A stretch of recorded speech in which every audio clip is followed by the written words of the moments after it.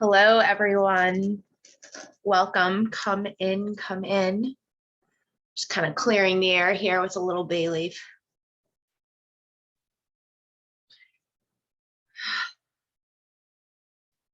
Come on in. If you have your microphone on, please turn it to mute. I welcome you.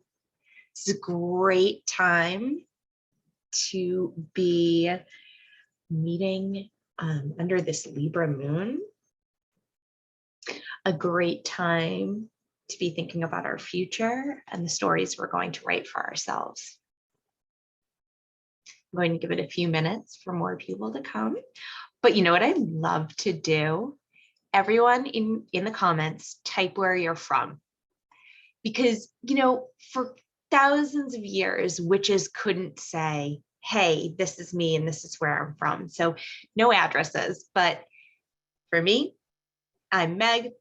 I'm from the Connecticut shoreline. Let's see if we can find some witch neighbors. And if you find some witch neighbors in the comments, feel free to connect via chat. If someone connects to you via chat and you don't want to answer them, don't answer them. I will never stand in the way of communication or monitor it between adults. So I welcome you guys to Witch, and I welcome you guys to connect, because I'll tell you, I'm almost 40 years old, and some of my closest friends are people I met on the internet.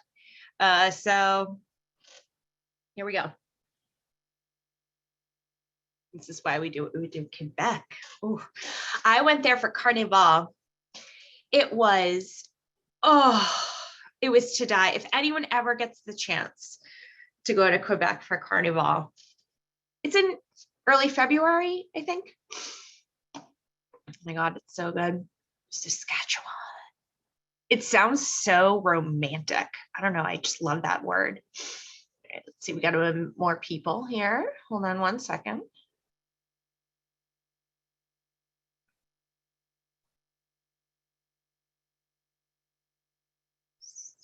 Jose, what about, we got a lot of Canadians here. Hello, hello. Michigan, Williamsburg. Annie's in the same location as me. I suspect we spoke earlier. We're in Quebec. Oh, cool. Awesome. We're going to keep letting people come on in. I'm going to give, just go on pause for 1 second. I hear my child calling me. Oh boy, these little kids. I have two boys. They're 4 and 6, and this is bedtime right now, so they're not happy. So I apologize if you hear screams of protest.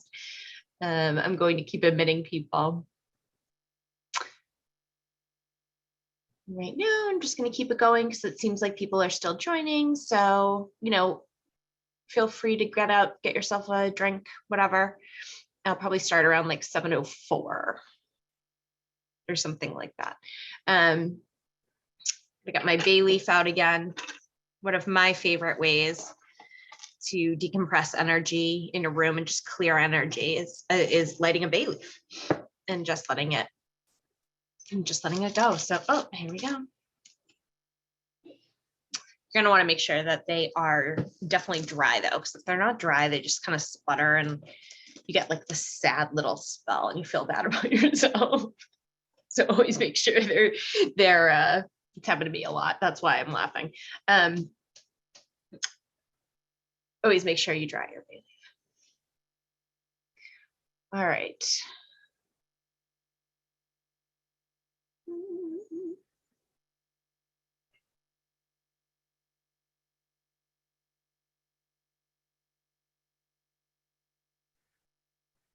All right, how we doing, everyone?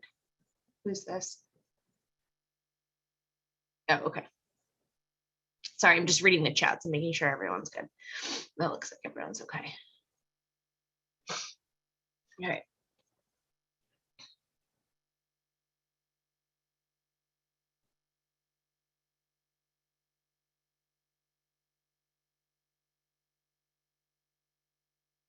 Oh, this is great. So I was just checking my email, and there's a member of the this campfire orientation right now who is like, hey, listen, this is my name, but I'm actually going by my witch name in this chat. They just emailed that to me. And I'm like, and I just looked at it and I was like, this is a great opportunity to say, yes, yes, yes. You want to use your witch name? Go for it. I don't care. Please find one, get one if you want. Well, we can talk about how to do that if that's something that you're interested in.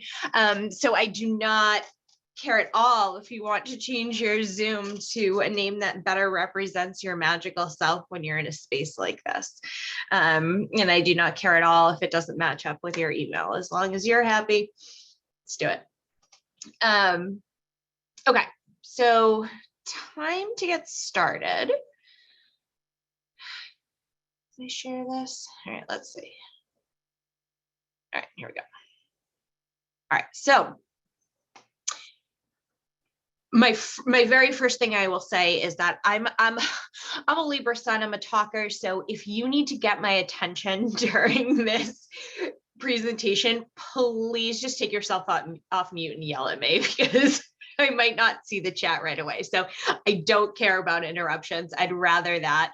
I'm just keeping an eye on the waiting room here. Sorry, there's more people getting admitted right now. I thought they might be a little tardies to the parties, and that's fine. Welcome everybody. Hello, hello. Please turn off your mic if it's on. It looks like everyone's is turned off, but I always say it because I don't know why. It doesn't always work out. Welcome to orientation. Hello, come on in.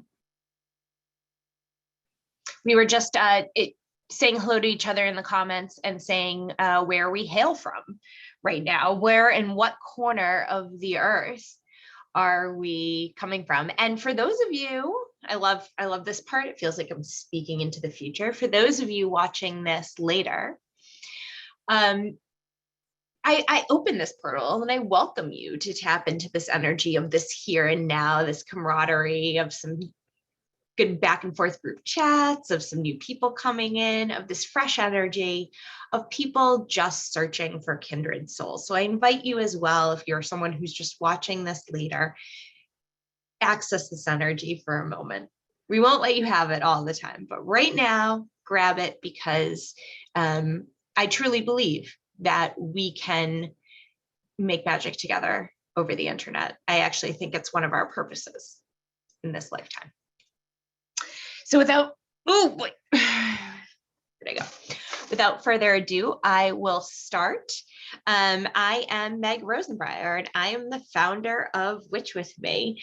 I have no idea if you guys have been following me for a while or not, but either way, I like to tell my backstory just because I think when you accept knowledge from somebody, you want to know who they are. You want to know where they've been. You want to know what their perspective is.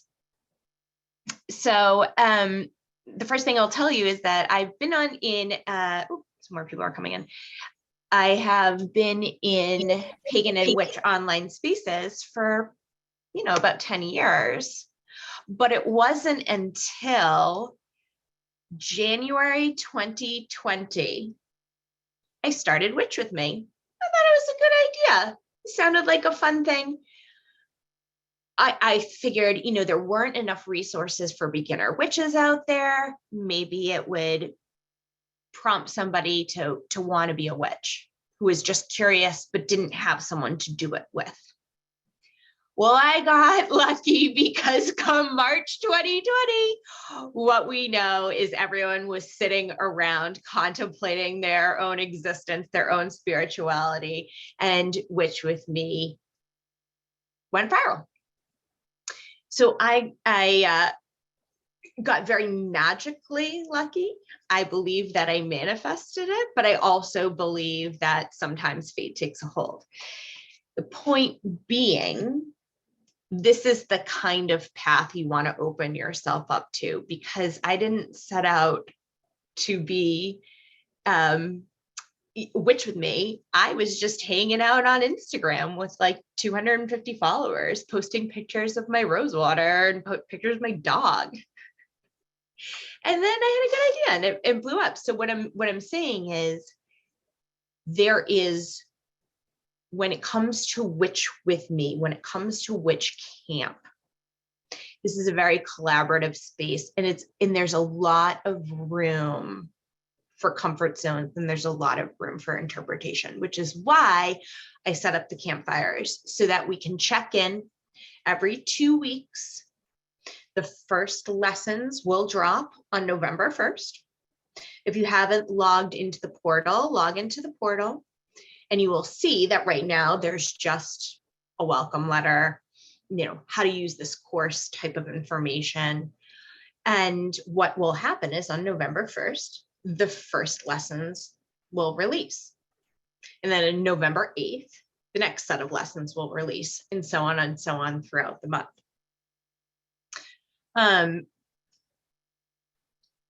Who is this camp for? I think that this camp is for people who are truly beginners. I want, people are a lot of times come to me and say, well, I don't know anything. And I'm like, yes, exactly. That's exactly who I created Witch with Me for. I'm like, the extent of your knowledge is probably the Wicked Witch of the West. Okay, that's fine. But if you feel called to this energy and called to this stuff, this is where I want you to start.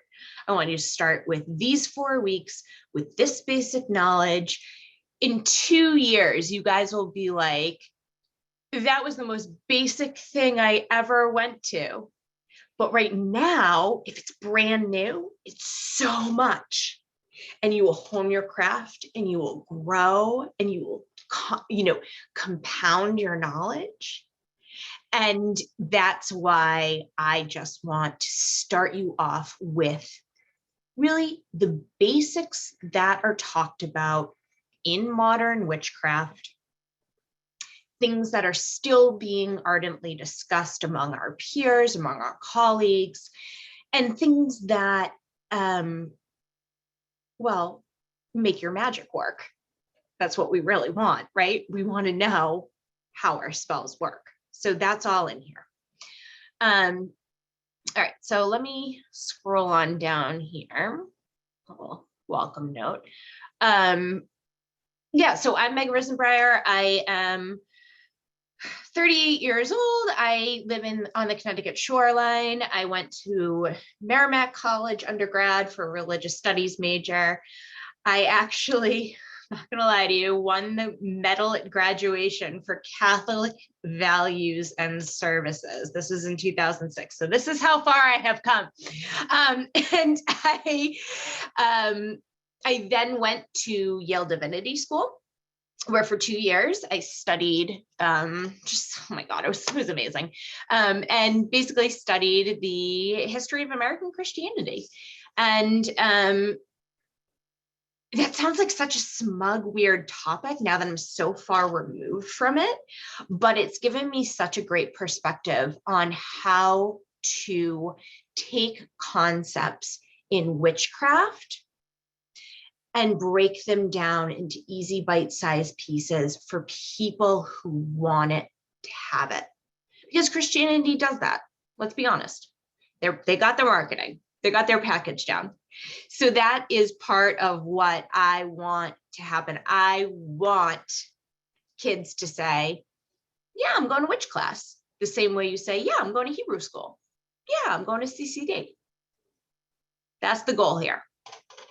So I've studied this my whole life, truly my adult life. And it's something I wrote a book about. And it's something that is my life's work, my life's calling. Enough about me. Let's talk about Witch Camp and the curriculum and the programming. It's divided into 4 weeks, and I deliberately made these really kind of action phrases, meaning week 1, awakening, the inner witch.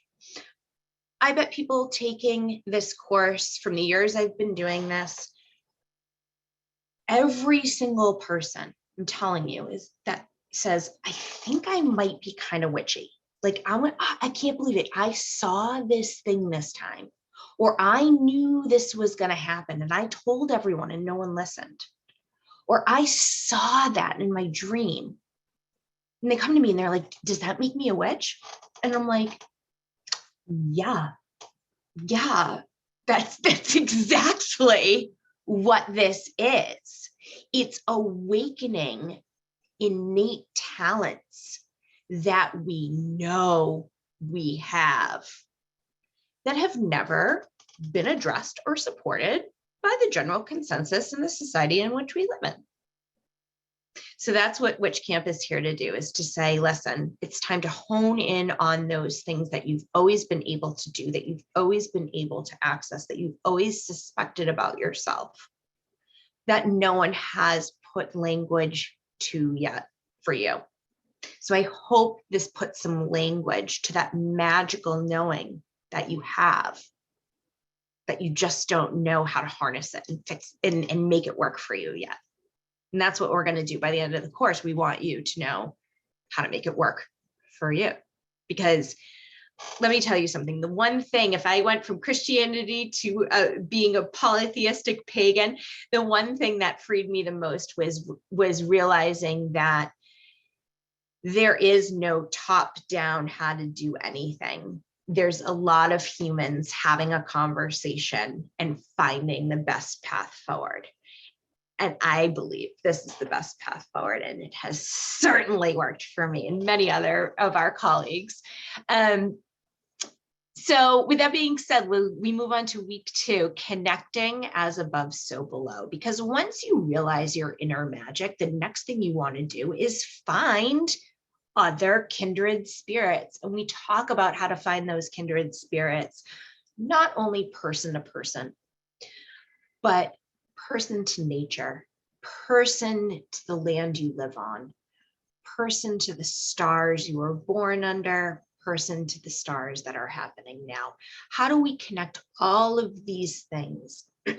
How do we reconcile timelines from how magical we felt as children, or maybe how traumatized we felt as children, and now we're trying to regain our power? There's a lot of connecting that needs to happen after we find our inner witch.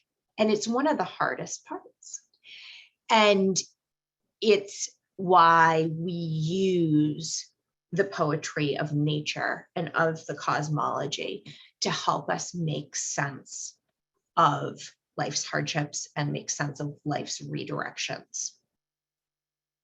By week 3, we'll have enough of a foundation to say, hey, listen, let's start actually creating positive change in our life for ourselves. Let's start actually spell casting and thinking about when's a good time to do a spell.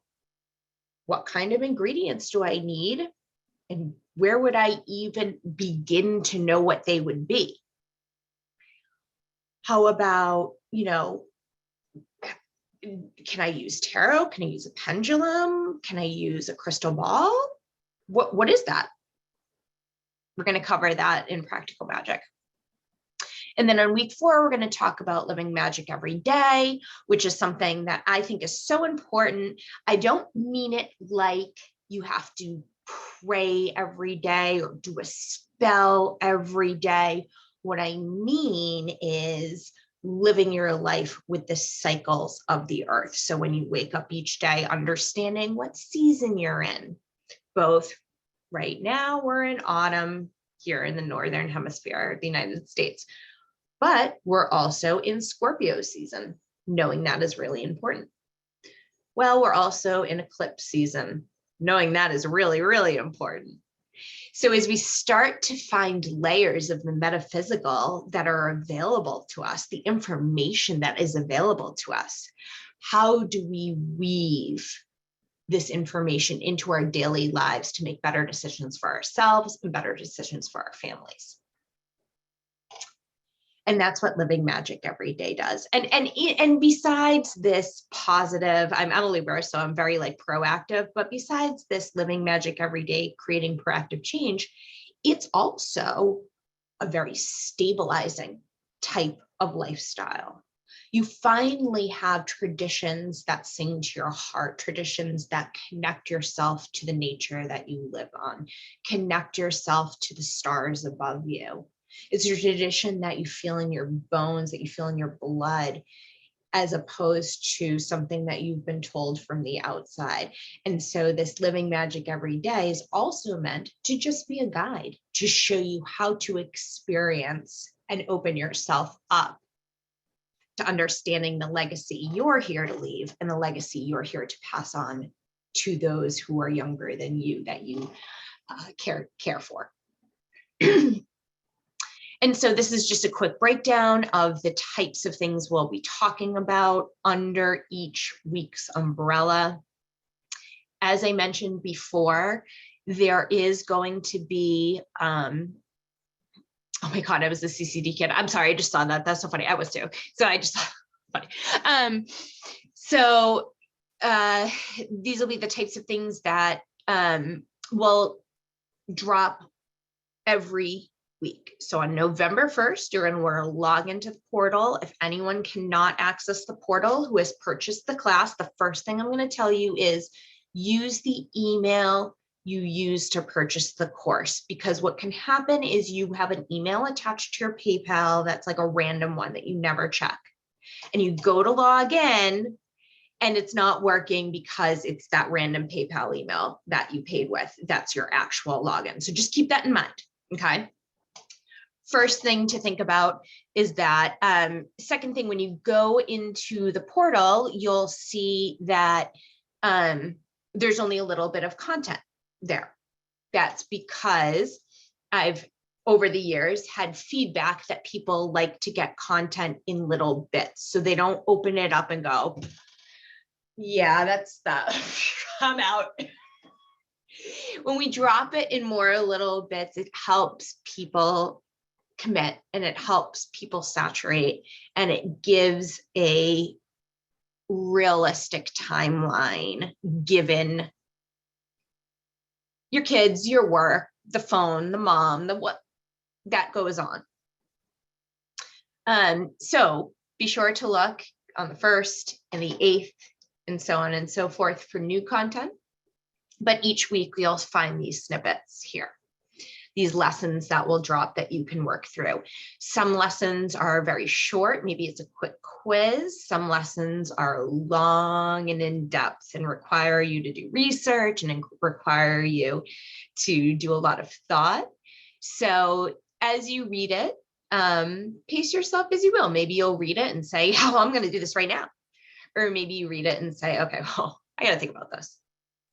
That's all okay. That's why we drip the content, so that you have time to process the type of energies being thrown at you, the new language that you're being asked to speak. To process that is so important. But here's the first thing I'm going to say to you guys.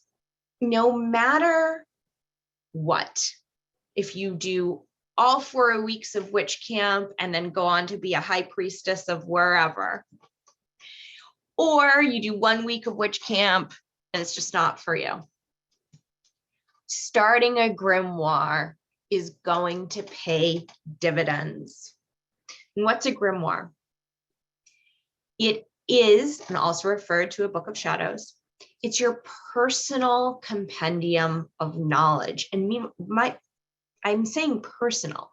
Now, in this course, you'll get different printables that you can print off and different, PDFs and that kind of stuff to take with you. Those are good things to put in a grimoire, in a book of shadows, pages of information you can easily refer back to. But more importantly than that is when you do a spell, or when you do have an information download or a moment of psychic clarity, and you write it down for yourself.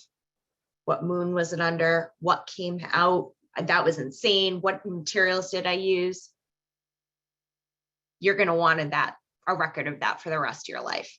I'm telling you that much. Because if it works once, it'll work again. So starting a grimoire right now with all your ins, outs, ups and downs of witchcraft, I think is one of the most important things for a witch to do. And listen, this doesn't have to be a journal. I'm not a journal person, believe it or not, as much of a talker as I am, because I don't like to talk about feelings that much. I like to talk about things. But what I do like to do is talk about information. So writing a grimoire doesn't have to be a lament on your feelings about witchcraft. It can be, if that's cathartic. But what it really is a collection of knowledge, because we don't otherwise have touchstones for ourselves often. We don't often have community that we can refer back to with a quick DM. We don't often have reassurance. So starting a grimoire with truth for yourself, with knowledge you've gleaned, is so important. How do you start it? Go buy a journal. Some people just do 3-ring binders and have a 3-ring punch hole and put it in there. I'm a Libra, so I'm prettier than that. I want like cute, I paste things in and I color them, and it's like scrapbooking for me. That's what I like to do. But the point is, get the information down, and get the information down in a way that you can refer to it over and over and over. And you'll think your future self will be very thrilled about that. And this grimoire is traditionally kept in secret. So, it's really up to you if you want to share it, but just know it's usually something that's pretty personal and pretty highly guarded, and you can sanctify it as such. All right, I'm going to pause there for one moment. Does anyone have any questions thus far? I'm going to take a drink of water. Yes, actually, I do. I have a book that I had grabbed to start, and I have put stuff in it, but I don't know, is that like big enough? Well, to start, sure. Yeah. Absolutely. I actually have like a couple entries, and like I taped in something I'm going to paint there because it's autumn. Exactly. Make it like texture. And I did my first spell already. I did a sleep sachet, so it's kind of in here too. Yeah. That's perfect. That's it. You know what I mean? That's actually above and beyond, to be honest. And it locks. Excellent. I love it. So yeah, and when you it serves a couple of purposes. One, just general research. If you ever need to hand a spell to a friend or do something for yourself, again, it's right there. But secondly, it's proof of your own power when you get these spells right. So I love doing it. All right. So aside from the grimoire that I love to wax on about, let's talk about some of the cool stuff that we get to play with as witches. And the first thing I'll tell you is that every single thing that you need for witch camp, you probably already own, your mom probably already owns, your girlfriend probably already owns. You can probably get it somehow, somewhere, or at least at Goodwill. Anything above and beyond that, go for it. If you have the means, if you have the creativity, sure, fine. But here's what you need. Salt, standard table salt. At my Walmart, it sells for 88 cents. And it's a good size one. It's like the size of your face. That's all you need. You don't need Himalayan sea salt for $8.99 on Amazon for 14 ounces, okay? The salt at Walmart is perfect. Common herbs and spices. Okay, so if you are someone who is a cooker, you probably have a lot of these herbs and spices already just because you cook with them. If you're somebody who is a gardener, you probably have a lot of these herbs and spices already because you've grown them. But for people who are just beginning, who, are not even in this realm, there are 3 herbs that I recommend most getting. And these are herbs that I use throughout the course. And they are rosemary, lavender, and basil. Dried, you can get a ton more dried than you can fresh for the money, just so you guys know. And I love dried more than fresh a lot of times because dried things burn. Fresh things are great, but dried things burn. And a lot of my magic is fire magic. So the reason I say this is because between rosemary, lavender, and basil, I find that those cover most human conditions that we want to do spell work for.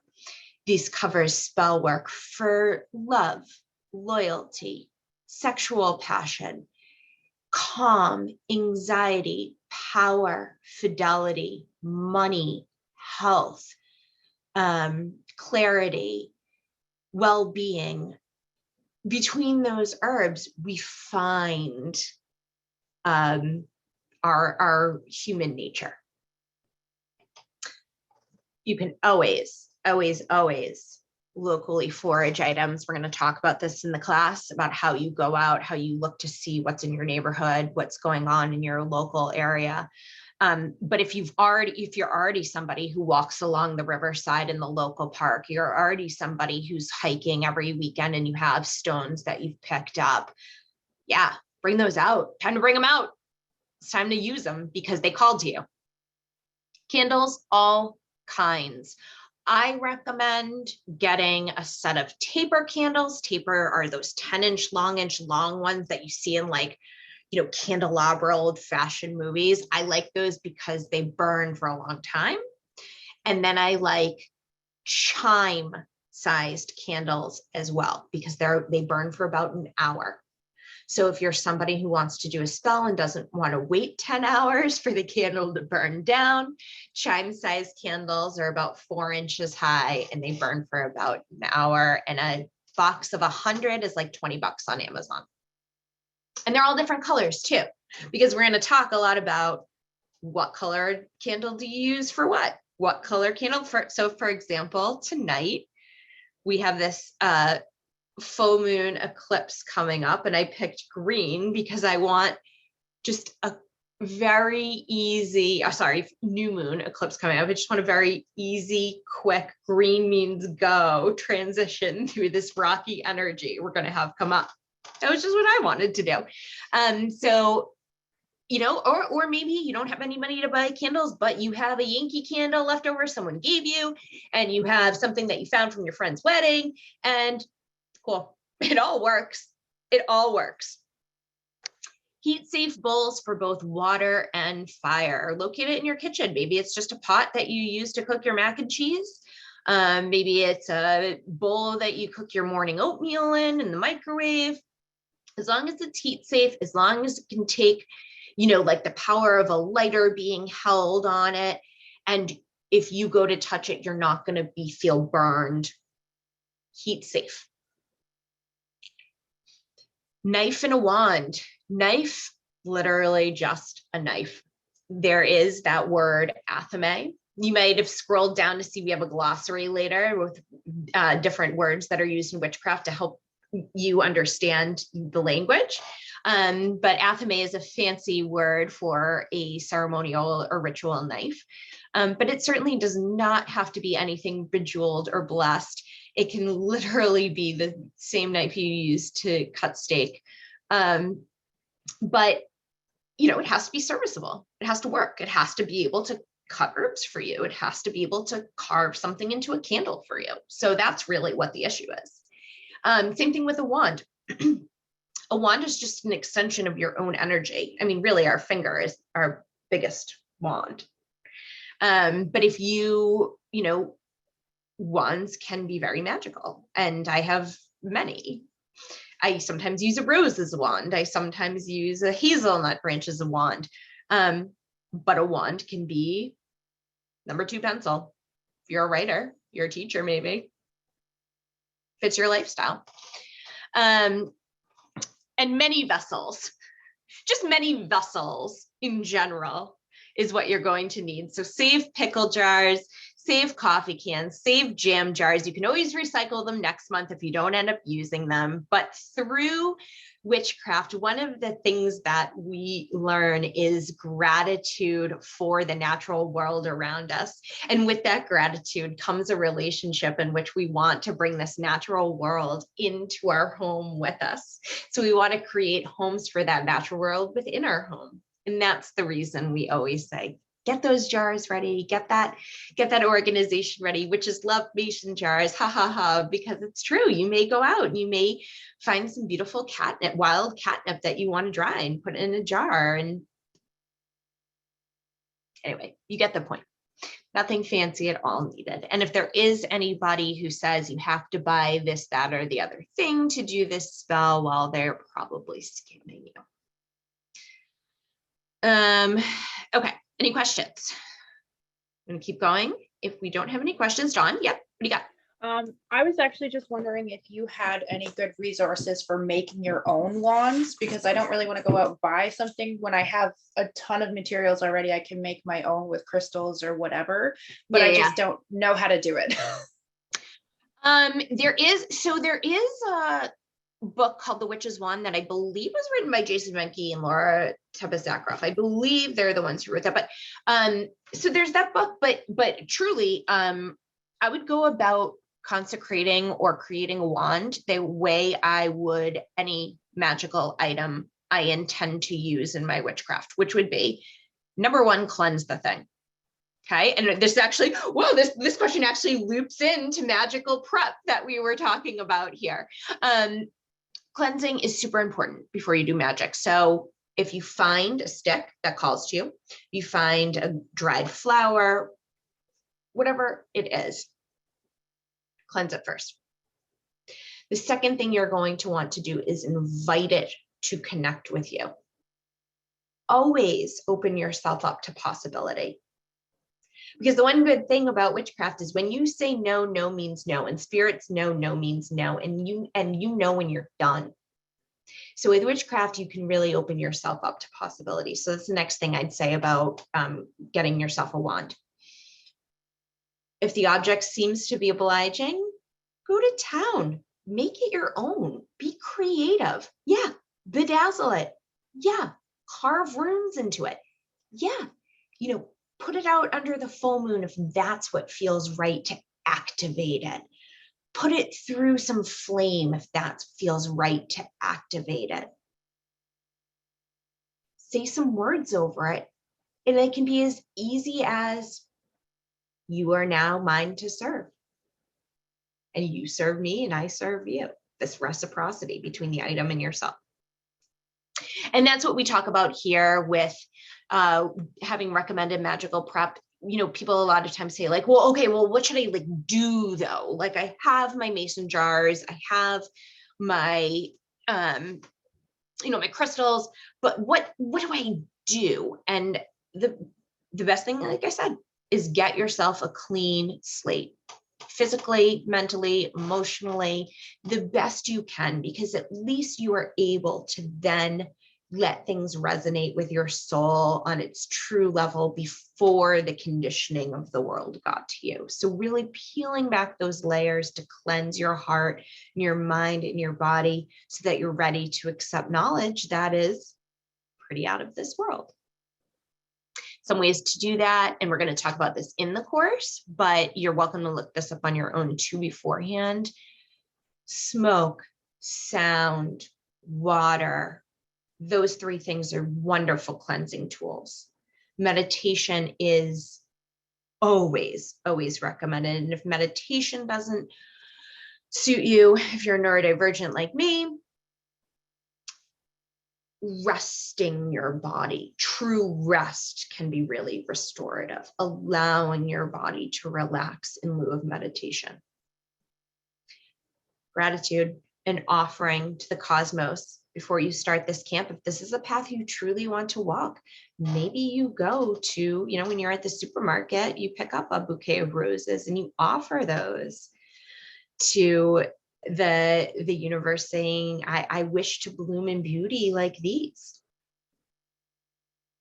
It's a way to commune your intention to the universe. And of course, an open mind and understanding that this will lead to a lifelong pursuit of mystery. Mystery is a spiral.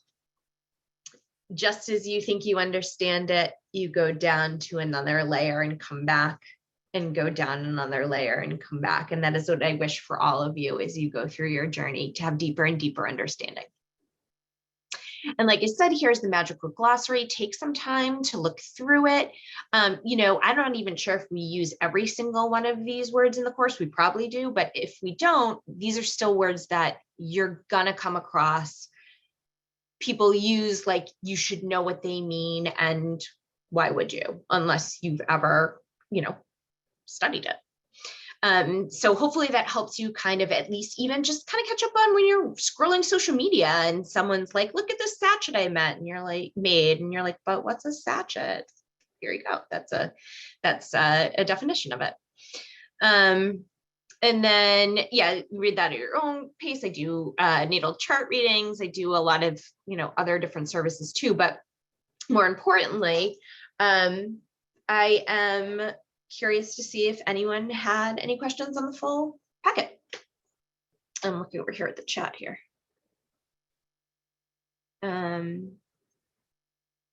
Because, yeah, we want you to feel comfortable and we want you to feel good going into it. Oh, I know a question that did come up to me via email that I thought was a good question was someone said, hey, I log into the course and I see that there's these other courses to purchase a tarot thing and a coven thing. Do I have to purchase that too to do the camp? Like, is there more cost to this? No, no. Do not purchase anything else unless you want to. These are other programs I run. They just happen to be held in the same portal. You absolutely do not have to purchase anything above and beyond what you've already purchased for the witch camp. They just appear there because, well, a lot of people take multiple courses or programs. So no, do not spend more on that. I think that's everything that I had for you guys, unless you had for me. Just a general side note on spirituality. I mean, hey, feel free to log off. This is like not even about witch camp anymore, but I would be remiss if that I didn't tell you guys, as the astrologer in me, it's going to be a pretty rocky 2 weeks. Okay. It's eclipse season. Things are going down. Just hold on. Okay. Just on a very broad level. Like I have no idea. It'll affect some people some ways, some people the other. You know how that story goes. But I'm just going to let you know to hang on, deep breaths.